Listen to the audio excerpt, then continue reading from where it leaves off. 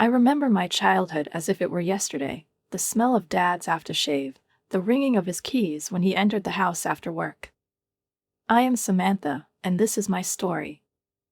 I was born into an ordinary family, which can be called Mom, Dad, and me, but from the very beginning it was clear who my favorite was. Dad was my hero, my everything. Every day I waited at the window, pressing my nose to the glass, looking for his car.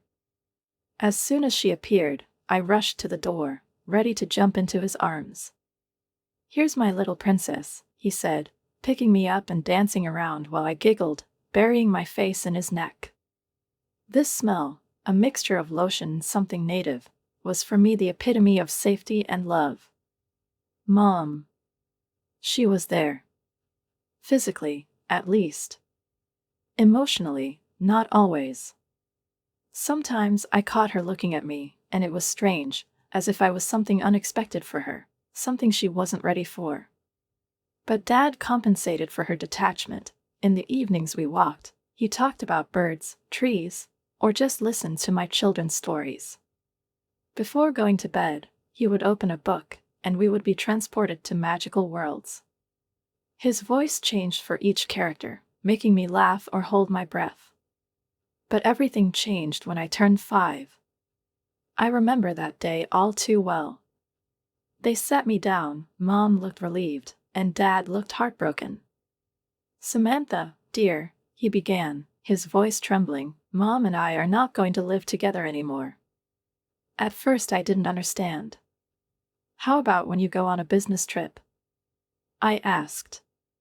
But Mom, in an even voice, as if reading from a script, added, "No, Samantha, we're getting divorced. But don't worry, you'll stay with Dad. It's better this way."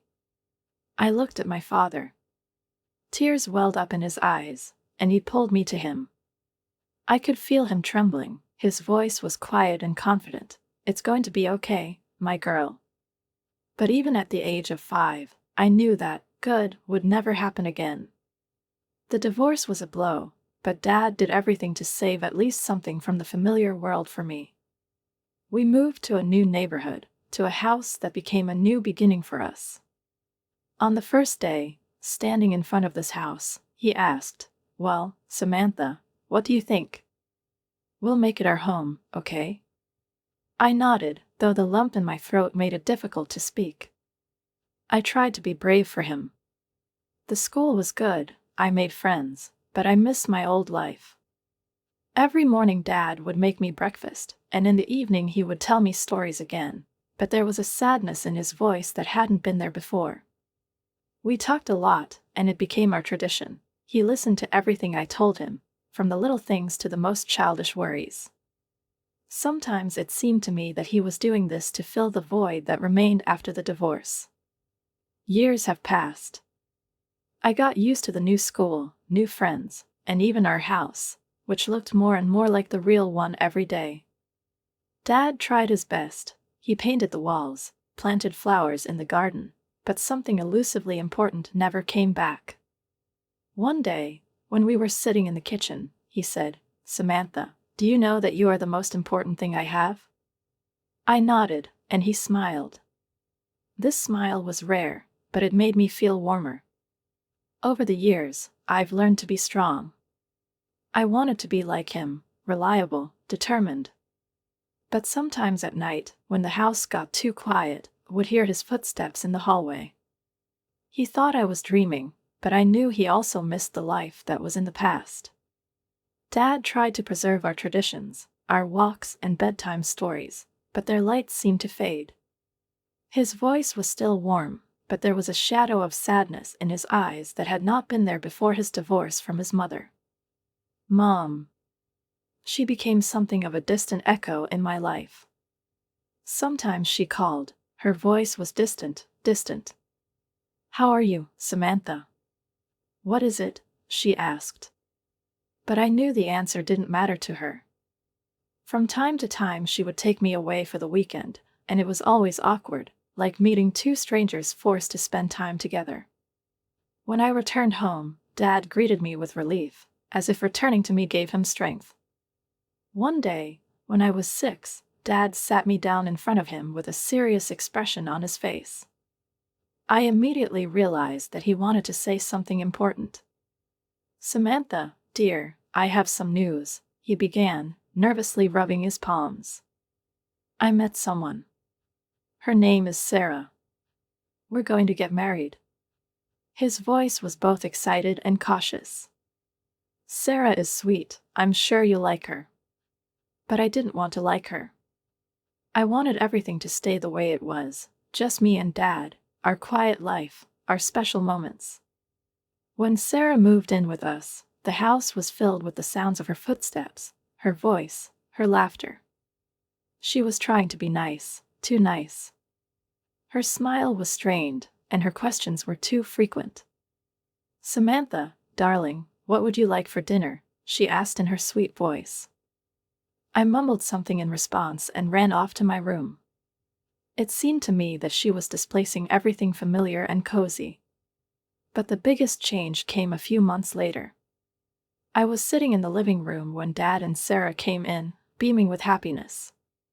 "Samantha, we have wonderful news," exclaimed Sarah. Dad, looking at her tenderly, added, "You will become an older sister." He ran his hand over her stomach, and his face shone with pride. "Isn't it wonderful, princess? You're going to have a little brother or sister." I forced myself to smile, but everything inside was screaming. How could he? Doesn't he understand that it's already hard for me? Sarah has become the center of his world, and now there will be someone else who will finally displace me. The months flew by, and Sarah's stomach rounded, filling the house with an atmosphere of expectation. Dad was completely absorbed in the preparation. He bought children's clothes, chose names, fussed over Sarah. I felt inconspicuous, superfluous. Walks, bedtime stories, our special moments, all of this has disappeared, giving way to diaper changes and night feedings. When Tommy, my younger brother, was born, I stayed with the neighbors. Dad didn't come back for me until the evening. He looked tired but happy. "Let's go meet Tommy," he said with a smile. At the hospital, I looked into the crib, where there was a tiny red-faced lump. I looked at the baby, then at Dad, and my heart sank painfully. He looked at Tommy with a love I hadn't seen in a long time, and I realized that our time was gone. Life has changed even faster than I expected. Tommy became the center of Dad's attention. Everything revolved around him. My place in the family seemed to have shifted to the margins. Bedtime stories, conversations, walks, all this became a memory. Sarah wasn't trying to be nice anymore. Her irritation with me became noticeable, almost tangible. Sometimes I caught her looking at me with hidden displeasure, as if I were an unwelcome guest who had stayed too long in someone else's house. I heard her talking to Dad in the kitchen. Her voice was soft, but with some kind of tension. "John, why don't we see if Samantha's mother wants her back? It might be better for everyone." I froze outside the door like a shadow, not daring to move. My heart sank, and I felt like I was having a hard time breathing, as if someone had ripped the air out of my lungs. It was like a punch in the gut. Everything I knew was crumbling. Dad replied, and his voice was as harsh as cold metal, "No. Samantha is my daughter, and this is her home. I expect you to treat her like your own." It was the only thing that saved me, but deep down I already felt that something was lost, that something in this family would never be the same. After that, Sarah tried not to tell me anything outright, but the damage was already done. I knew where I stood in her eyes, as a burden, as something unnecessary, not fitting into her ideal world.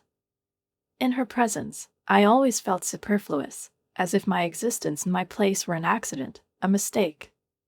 Sarah could smile at me, but her smile was strained, and I couldn't help but notice how she sometimes avoided my gaze, as if I were a transparent figure that could be easily ignored. Over the years, I have learned to be independent, but not out of desire, but out of necessity. Dad was always busy. He was true to his promise. He paid for my college education with the money my mom sent. He explained that these were savings accumulated for my future. I saved them for your education, he said, but in his eyes I did not always see the light that was before.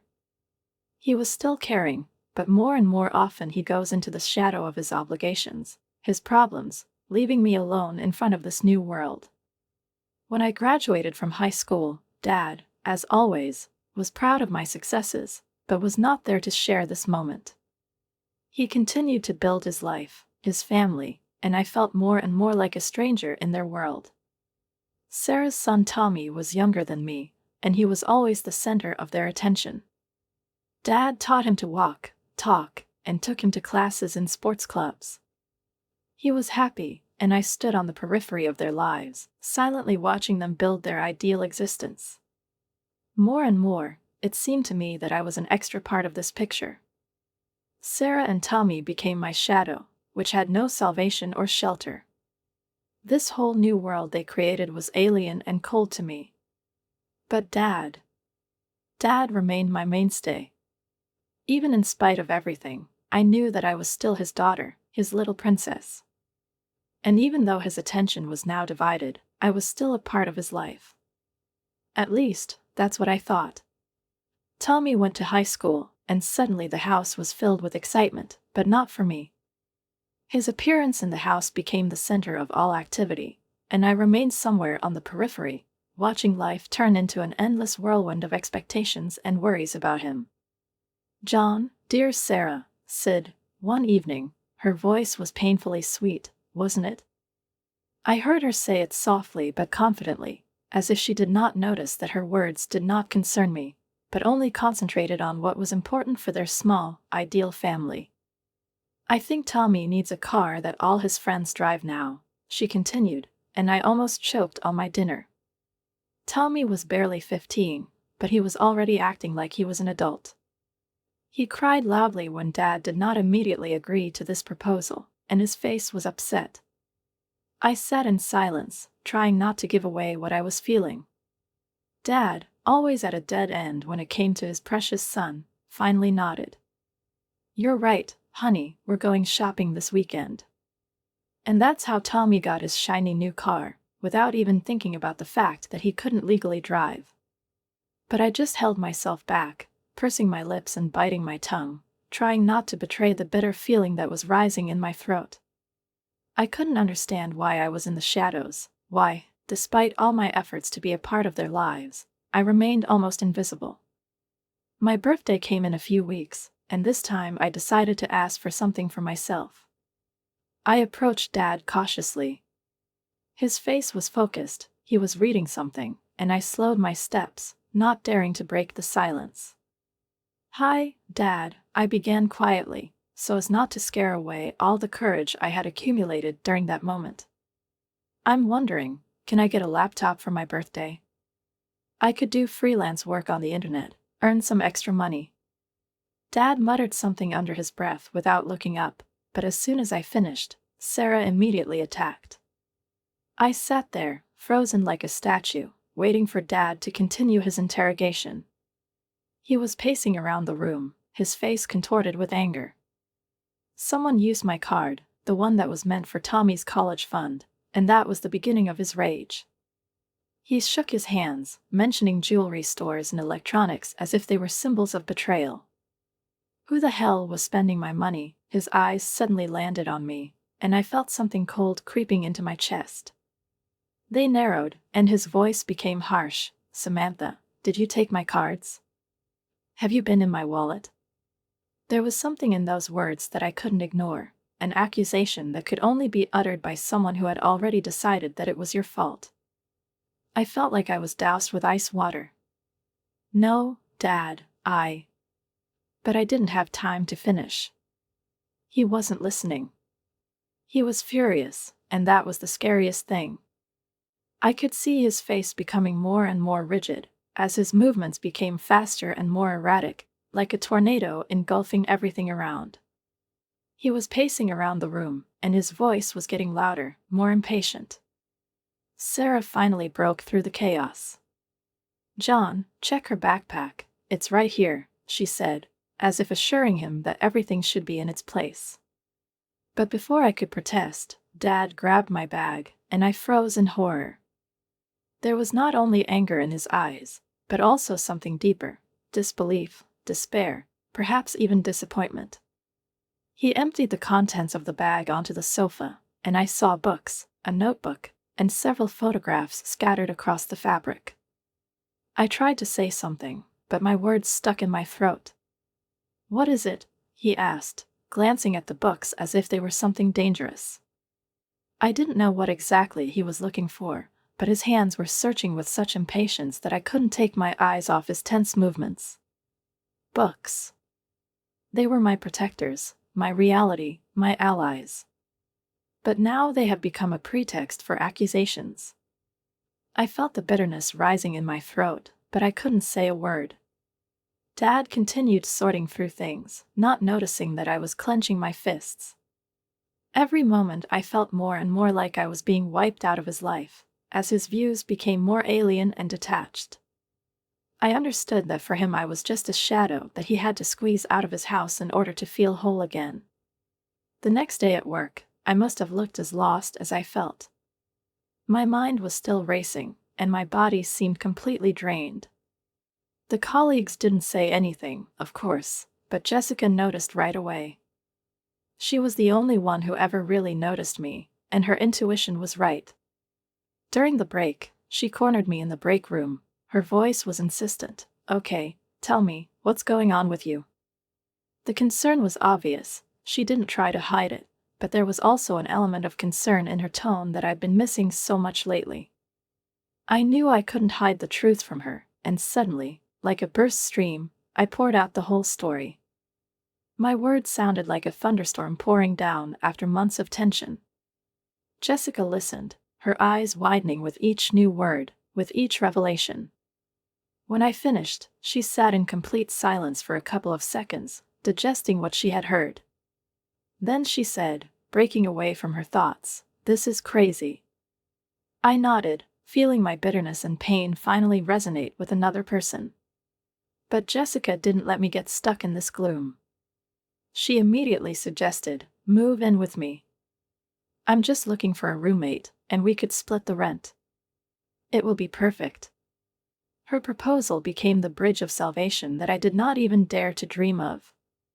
I couldn't believe that someone was willing to accept me just like that, despite all my heavy emotions and the burden I was carrying. I moved in with Jessica that weekend, feeling inexpressibly grateful for her kindness, for opening the door to me when I was on the verge of being completely lost. 2 years have passed in a whirlwind. I threw myself into my work like it was the only way to prove to myself and everyone else that I could do it on my own. In each project I searched for meaning, in each document I tried to find my support. All my strength was invested in this, and work became my refuge, my salvation from everything that was beyond it. I haven't talked to Dad all this time.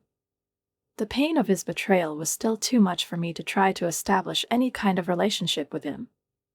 It seemed alien to me, like an old, forgotten object that you no longer want to touch, but you can't just throw away. Mom tried to contact me several times, but our conversations were strained, like strings on an old piano. Every time I heard her voice, there was so much regret, so much despair in it that I couldn't respond in kind. She was trying to give me back something that I had lost, but I didn't know how to do it. He said this while running his hand through his gray hair, as if he was trying to wipe off everything he had just discovered. One night I caught Sarah red-handed while she was rummaging through my wallet. She took my credit cards, Samantha. These words were like a lightning bolt piercing my whole being. I felt the lump in my throat getting heavier, but deep down I already knew that it was all true. I was right, but that excuse was bitter, like an inedible fruit that I couldn't throw away anyway. Dad continued, his words coming out faster, as if he couldn't hold them back anymore, as if the revelation was the only thing that could ease his mental pain. I ran into her and it all came out. His voice was full of frustration and anger. She went shopping, bought everything, obsessively, for many years. At first she said it was all for Tommy, but now she's run out of credit cards, taken out loans for things we don't even need. I shook my head in disbelief. I couldn't understand how this could happen, how her thirst for consumption could be like this.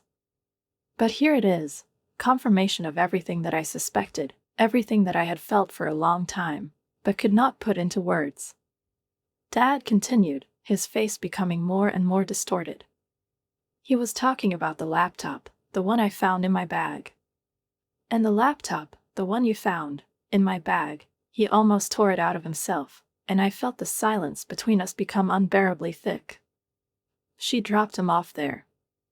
She bought it with my card and put it in your things.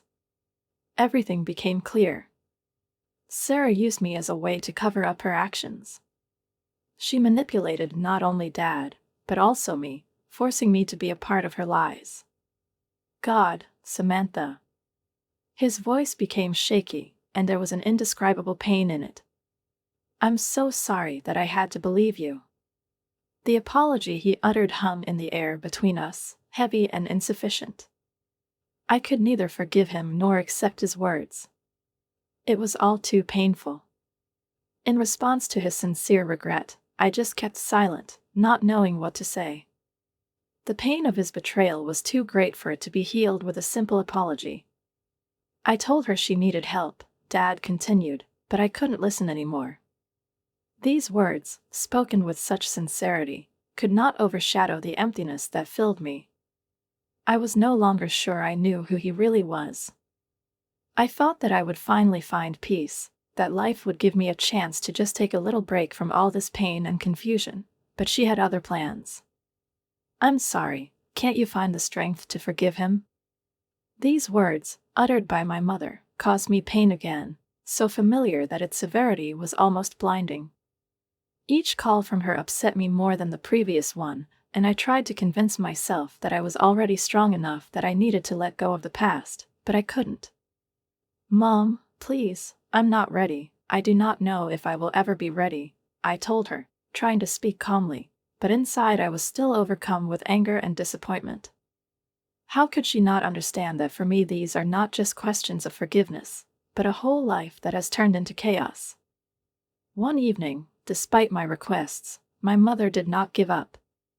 I opened the door, ready to fend off her persistent attempts, but when I got to the threshold, I froze.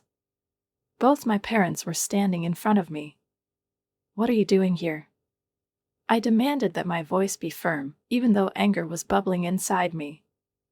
Mom, without answering my question, just pushed past me into the apartment, and Dad walked behind, looking stiff and shy, as if this was his only place in the world where he could approach with such an expression on his face. Samantha, it's been going on long enough, Mom began, unable to stop. I felt as if her words were pinning me into a corner. Your father made a mistake, but he apologized. You have no right to hold back this resentment. I couldn't believe what I was hearing. No, I couldn't listen anymore. There is no right. He kicked me out. He thought I was a thief. Where was all this support when I was sleeping on a friend's couch, trying to rebuild my life? I couldn't contain my emotions. They burst out of me like a storm, destroying everything in their path. Mom opened her mouth to protest, but I didn't give her a word. No, I'm done, I said, and those words may have been my final decision. At that moment, I realized that I could no longer live in these illusions. Both of you, please leave. I stood on the threshold, feeling with every word how I was moving away from these people who were once my parents. I didn't know what to do with this pain, but I knew one thing: if I didn't push them away now, I was unlikely to ever be happy. They left in silence, and I was left in an empty apartment, feeling the silence engulf me. It was the moment when I finally realized that I no longer expected forgiveness from them. I was no longer the child who begged for love and care. I became different, and even though this path was difficult, I was ready to follow it without turning around.